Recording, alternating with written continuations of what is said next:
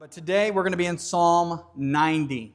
And the reason that I did not have John to come up and read is because I did not want him to have to read 17 verses. And so we're going to kind of jump around. We're going to do something that's a little different today. That is that I'm going to give you, y'all ready for this, the first time that I've done it, a 5-point sermon. Usually I like to come in and do one. And so today I thought we would do 5 because I've got extra time. And so what I want us to look at is we're going to jump around because Psalm 90 sets a backdrop, but the backdrop is not found in the first couple of verses. It's actually found in the middle of chapter 90. But as we start to begin to think of the new year, I want to tell a story of Aaron Maloney and Alec Lively. They believed that the end of the world was coming, and so they decided that the best way to handle the end of the world coming was that they would go and get a cabin in the middle of the woods, away from everybody, so that way when the world turned upside down, they would be away from the craziness and the chaos. And so that's exactly what they did. They went out into the wilderness. They got wilderness survival classes that they took and passed. They also bought freeze-dried food, not only for themselves, but for others that would last months. And so the day came right before the new year, and they left. And they left their family and their friends. And they went and lived in a cabin for almost 2 months until finally they recognized that the end of the world had not come and that they had wasted 2 months of their time. And that was almost 26 years ago. It was in the new year that switched from 1999 to 2000. If you remember, they called that Y2K. And their worry was that as the computer systems would go from 99 to 00, that those computer systems that held the financial systems of not only the U.S., but all of the governments and countries around the world, they would crash. And they thought that the world was going to end as institutions fell. And so Alec and Aaron acted on that out of fear. And as we get ready to go into 2026, the thing that I've caught myself doing is when I was younger, a new year always represented excitement. I was always very excited about the new year turning and all of the possibilities. And somehow as I've gotten older, there's been a building undercurrent of worry and concern with the new year. There's still the excitement that it's there. But now I look out and so there's been years where I've worried for Victoria and I. There's been years that I've been worried for friends or family. There's been years where I've looked out and I'm like, how are we even going to make it through this year as a nation or as the world? But there's been a building undercurrent of concern. And I don't think that I'm the only one that has felt that concern or the worry as we look up in the upcoming year. And so I want us to look at 5 constants that are going to be there for you as you go throughout 2026. And so we're going to jump around a little bit. And so I want to start us out in Psalm 90, verses 7 to 11. It says, "We are consumed by your anger and terrified by your indignation. You have set out our iniquities before you, our secret sins in the light of your presence. All of our days pass away under your wrath, and we finish our years with a moan. Our days will come to 70 years or 80 if our strength endures. Yet the best of them are but trouble and sorrow, for they quickly pass and we fly away. If only we knew the power of your anger. Your wrath is as great as the fear that is your due." Yay, that's so encouraging. There's one constant that I want us to look at. There's 2 of them, and there's 3 constants that are based on your response to what we're getting ready to talk about. The first constant is that sorrow and brokenness will await you in 2026. The backdrop of your life is in a world that is fallen and broken. And because we live in a fallen, broken world, we experience sorrow and sadness. And without a doubt, as you go throughout your year in 2026, as we turn the page over and we start to begin new journeys in our life, or we continue down the journeys that we've been going down, or some of our journeys and chapters will end as new things begin, the one thing I can guarantee you without a shadow of a doubt is that you will live in a broken world, and there will be 2 sides of the same coin that will happen. The first one, and the one that I want to challenge you the most, is that you will probably be bringing in sorrow and brokenness to the people around you. Because you yourself, Psalm 90 reminds us that we are sinful, that we are broken ourselves. And instead of many times acting in love, we act in selfishness. And so instead of being able to bring healing to the world, we will at times inevitably bring death and sadness to the people around us. We will say things that we wish we could take back. In an instant, we will say them in a tone that we wish we could change. We will do things that as soon as we do them, we will instantly be washed over by regret. And so undoubtedly, you are living in the backdrop of sinfulness and brokenness, but I guarantee that you will also help bring that about. The same side of that coin, if you flip it over, is that you will experience that sinfulness and brokenness yourself. That some of the people that are closest to you will say things that will hurt you. That some people might stab you in the back, or you will experience their own brokenness. And so while I want us to be super encouraging and I want to focus on the upswing here, there's inevitably one constant that will be there for you. That is that our lives are lived out in the backdrop of a sinful and a broken world that will undoubtedly bring hurt and pain into your life. That's the backdrop of our lives. Psalm 90 tells you that even the best days, in verse 10, are but trouble and sorrow. And so we need to know that going into 2026. The question becomes what is our response? A couple years ago, about 2 years ago, I was mowing the yard at our house in Danville. And there's a patch of our yard that mulch meets, and there's like one strip that I can get in like two swings of my lawnmower, two ride-bys. So I'm sitting there and I'm pushing my lawnmower and I'm going uphill and I'm listening to probably a podcast because that's what I enjoy listening to. And so I'm pushing up the hill and I feel this excruciating pain that just jabs me right in the back of my neck. And then within a split second, I know what's happened. A yellow jacket has come in and stung me. And so within like 2 seconds of me trying to figure out what's happened, I got lit up on my arms and my back by like 3 or 4 of its other friends that wanted to get on me too. And so I start running back because I know that I've hit a yellow jacket nest. And somehow, I don't know how they do it, but my lawnmower, this is not the first time this has happened to me, my lawnmower can be right over their nest and the blade's swinging 1,000 miles an hour and the yellow jackets still manage to get out and sting you. And so I'm sitting over there, and Victoria's heard me yelling as I'm going back to the house and been lit up 10, 11 times at this point. And I'm looking over there, and I'm stewing, and I can see where their nest is because they're all flying around it now that I've run over it with a lawnmower. And my response is that, like any good Christian, I want to get revenge on these yellow jackets for what they've done.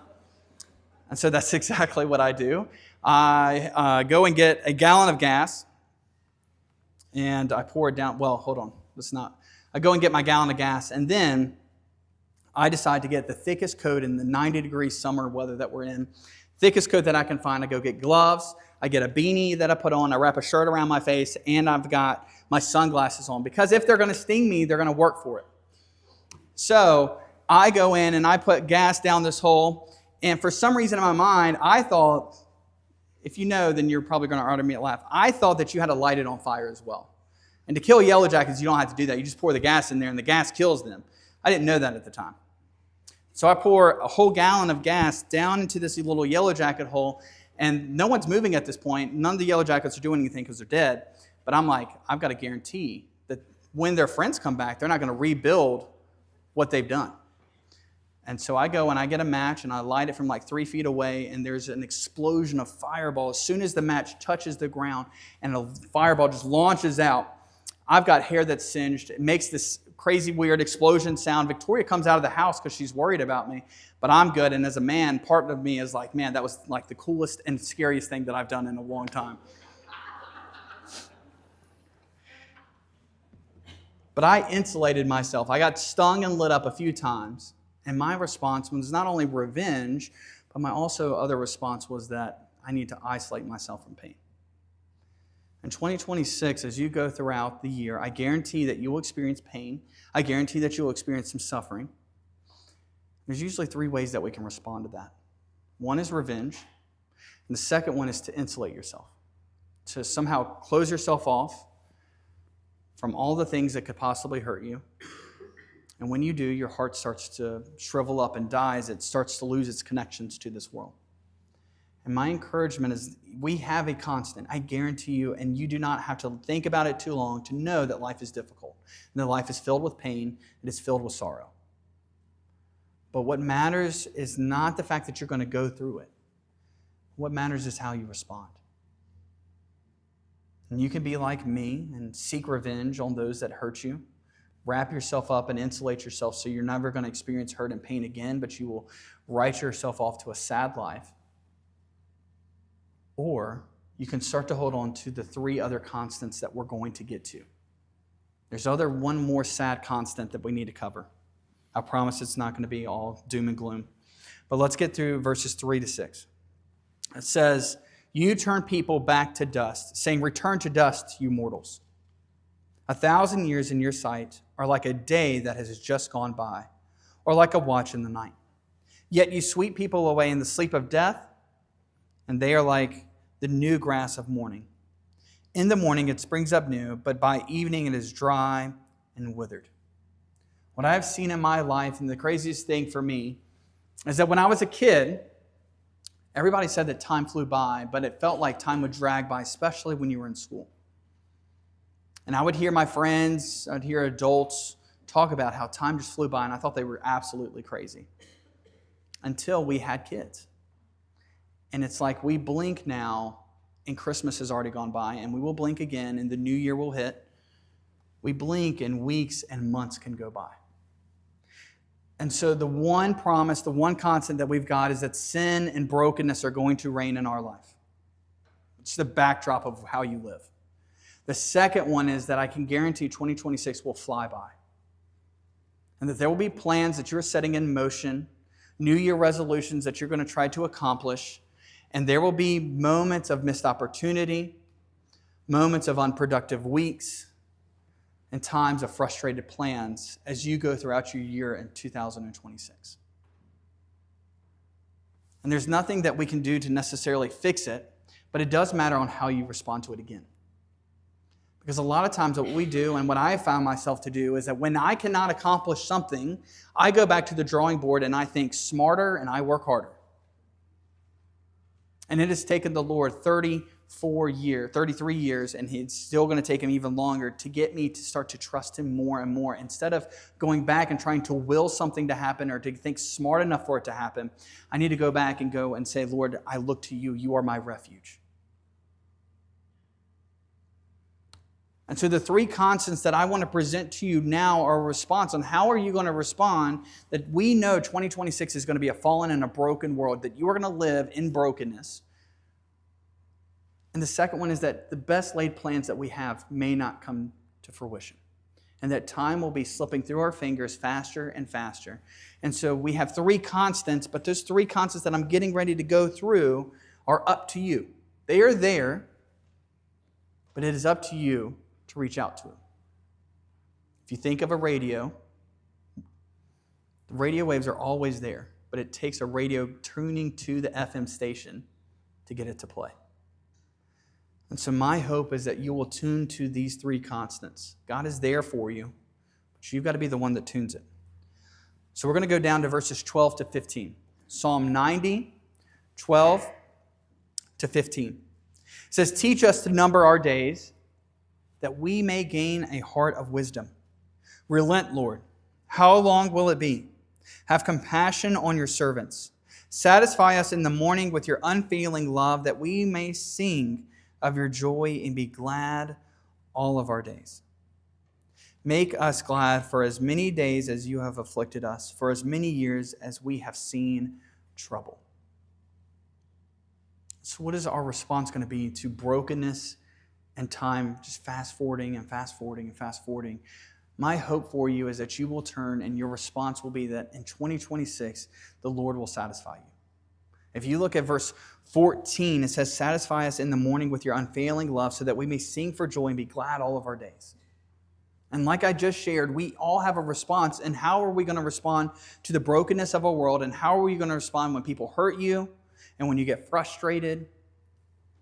How are you going to respond when your best laid plan does nothing for you? my hope is that the Lord will be your satisfaction. Too many times in my own life have I gone back to the drawing board, have I tried to work harder instead of just turning to the Lord in faith. And so for me and for you to be able to go out and reach to the Lord and allow Him to satisfy us, it is an act of faith for you. It is an act of faith for you to wake up in the morning and to tune your soul into what the Lord is doing and to spend time with Him and to truly believe that He is going to be the satisfaction of your soul. Not your best laid plan, not the goals that you want to accomplish, not any of your New Year's resolutions. The best laid plans are only found at the feet of the cross. May we allow the Lord to satisfy us. The promise and the constant is that the Lord will satisfy you, but you have to have the faith that He will do so. For me, I absolutely love coffee in the morning. It's probably an addiction at this point. Every morning I wake up and my body instantly says, Bruce, you need a hot cup of coffee. I don't want a cold cup of coffee. I don't like cold drinks in the morning. What I want is something hot to warm my bones up and to get me going. It is my morning routine. I share that because the morning routine or the routines that you have help to set your day. And so it's going to take an act of faith for you to be able to open up Scripture or to pray and allow God to satisfy your soul, not just your physical body, much better than coffee, but to allow the Lord to reach in and to do something that's amazing within your own heart. And so He will be able to turn your dissatisfaction to satisfaction, your brokenness into healing, into your sorrow into rejoicing. But it's only if He's the one that satisfies you. If you turn to other things, if you allow other things to try to satisfy you, then that verse 14, will never come true. It is only if we truly jump all in, go all in on Jesus, is He going to be the one that truly satisfies the soul. Let me keep going. So we've got the constant that the Lord is going to satisfy you if you turn to Him. Let's go to verses 16 and 17. It says, May your deeds be shown to your servants, your splendor to their children. May the favor of the Lord our God rest on you. Establish the work of our hands for us. Yes, establish the work of our hands.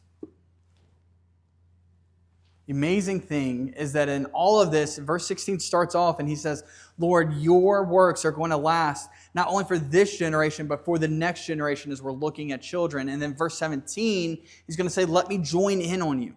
Let me join in with what you're doing so that my works will be established. And in 2026, I know for a fact that we're going to pour blood, sweat, and tears, resources, and time, everything that we have into accomplishing things that we set out for ourselves. But I promise you, and it doesn't take much of a conversation for me to know that each of you in this room, without a shadow of a doubt, you want the work that you put into to last longer than a few moments, to last longer than a couple of days or a couple of weeks. You want it to last, hopefully, for generations and generations, to impact and shape the world around you. So the question becomes is how do you do that? How does 2026 become something where it's not just being able to bring happiness just for a split second, but how does it actually make sense for my work to be established for generation after generation after generation? And it goes back to, is the Lord your satisfaction? Because if the Lord satisfies you, then for the first time, you can begin to not just do things because you're selfish and you want to feel better about yourself. You can begin to do things because you're caring about the people around you. You become selfless. And so instead of bringing brokenness into the world like we talked about, what we can begin to do is bring healing into the world, life into the world.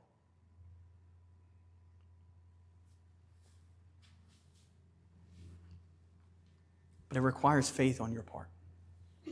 In 1163, construction of Notre Dame Cathedral began. It would take 182 years for it to be finished. And it would finish by 1260. The thing I love about if we look at older buildings that were not constructed in this time when we have technology and all these modern advances, is that generations would begin a work not being able to see the finished product. There's probably 2, if not 3 generations of men and women that worked on Notre Dame that never saw the finished product, but had enough faith to pour in and go day in and day out to begin this labor of love because they believed in the finished product even though they wouldn't see it. Notre Dame has withstood the test of time.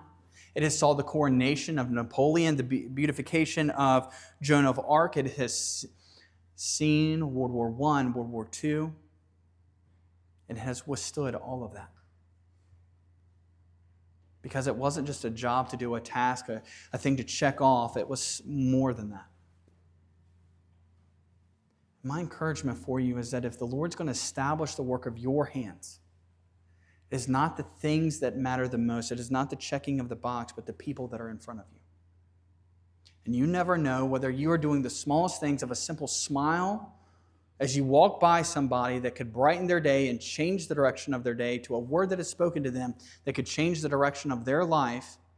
There will be things that we do in faith and in kindness that the Lord will use that are far beyond our imagination and what we could comprehend.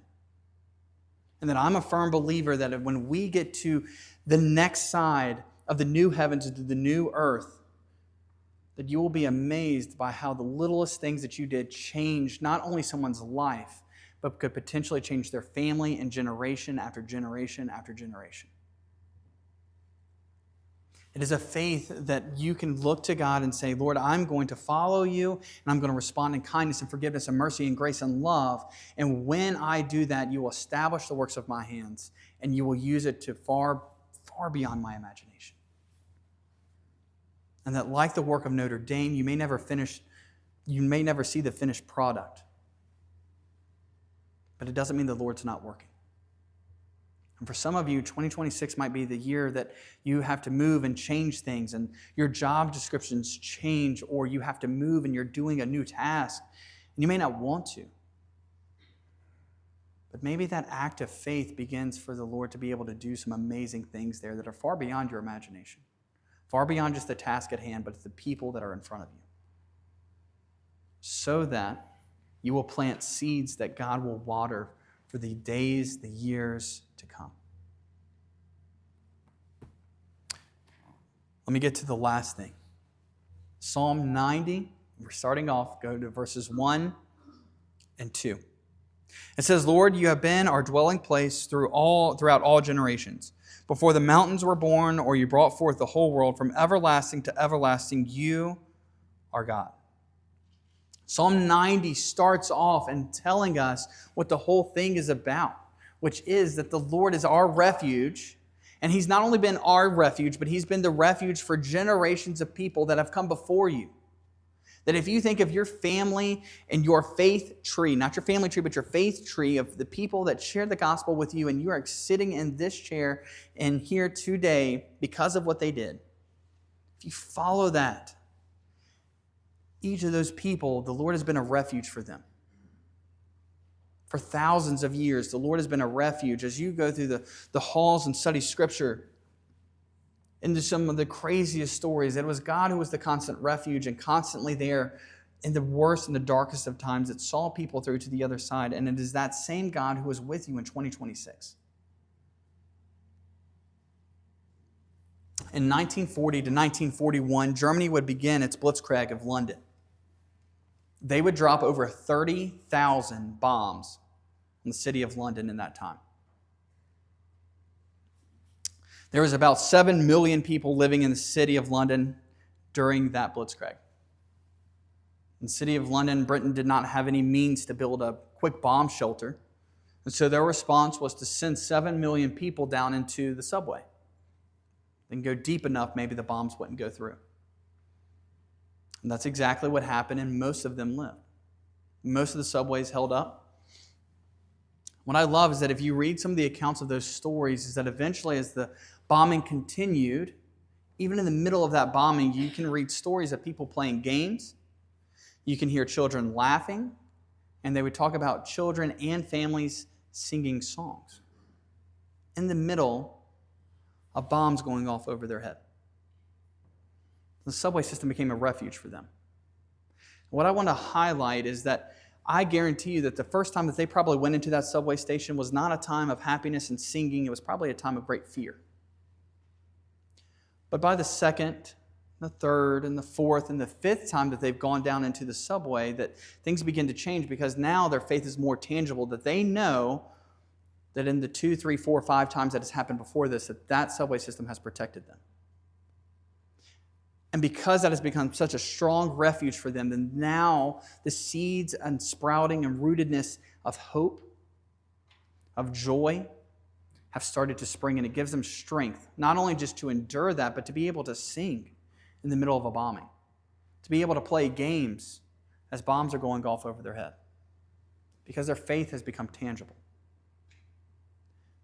My encouragement for you is you go into 2026, we don't know what this year holds for each of us. It could be one of the greatest years of your life. It could also be one of the worst years of your life. But what we can always come back to is the beginning of Psalm 90, where the Lord is our refuge. And if you have gone to Him enough and you keep going back to Him, you start to be able not just to weather the storm, but to be able to sing songs in the storm. Not just to weather that part of your life, but to be able to play games in that time of your life. To look up and experience happiness, even in the midst of terrible, terrible sorrow and sadness, because you know it is the Lord who is your refuge. Your trust does not come in the outcome, it comes in the person that you're taking refuge in. And so that's my hope and my prayer for each of us. That as we go through and we're getting ready to welcome 2026, it's not just the turning of a page of a calendar. It's not just us gathering together to watch the ball drop. But it is an opportunity for us to look back and see how the Lord has been faithful to us as we begin to look forward into 2026. And we know that we're going to go into a year that is full of brokenness and sadness because we are fallen and broken people. We know that time is going to slip through our fingers, and that our best laid plans may not happen. That is not all of your story. The Lord can satisfy you. The Lord can establish the work of your hands. And the Lord is your refuge. The key thing for those 3 areas is whether you're going to tune into them or not. For me, as I was sitting there and I was writing out this sermon and thinking through it this week, I was brought back to 2010. In 2009, as we're welcoming the new year, on December 31st, I was over at a friend's house. Victoria was there. We had all of our friends. Victoria and I have been dating for about 8 months. And we were sitting there and we were talking about our senior year. We were looking and we were talking about how we're going to go on our senior trip, and then we're going to graduate, and then we're looking at our summer plans and all of the excitement that was there. Then we're going to go into college, and we're starting to look at our college careers, and we're sitting there all gathered together as 18-year-olds just dreaming of all the possibilities of that year. And little did I know in 2010 that all of those things did happen. But just as all of those things happened, my family began to implode on the inside.